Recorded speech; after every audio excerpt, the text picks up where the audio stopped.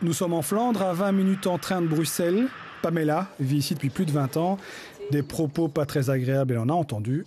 Mais quelque chose a changé depuis les élections, comme si la victoire du Vlaams-Belang légitimait les propos racistes. Il n'y a même pas une semaine où une dame, quand je suis sorti de chez moi le matin, elle a changé de trottoir en fait, alors que j'allais justement lui dire bonjour, comme je fais avec les autres personnes.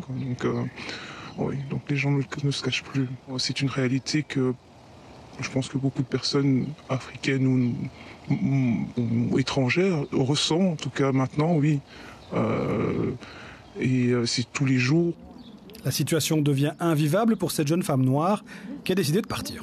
Je paye mes impôts ici, donc ça veut dire que si je reste ici, je contribue à ce gouvernement-là, au bourgmestre ou à tout le système. Donc je préfère retourner dans un milieu multiculturel et où je me sentirai à l'aise, où je pourrai aller me promener à mon aise sans avoir des regards, sans me sentir étrangère dans un pays où je ne suis pas censée être étrangère. Le député socialiste Ahmed Laoueche fait le même constat. Il a rendu public cette menace de mort où une dame souhaite qu'on vous tranche la tête comme vous faites à vos moutons, selon vos rites à la con. Ahmed Laoueche en appelle au ministre responsable.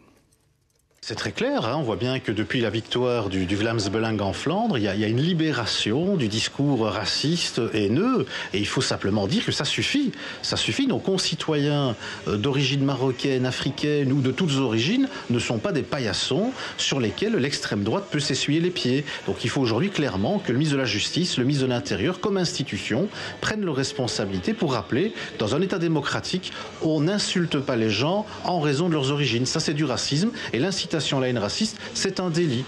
Le ministre de la Justice n'a pas répondu favorablement à nos sollicitations. Depuis 2013, les parquets sont invités à enfin appliquer les lois antidiscrimination. La victoire du Belang risque certainement d'augmenter le nombre de plaintes.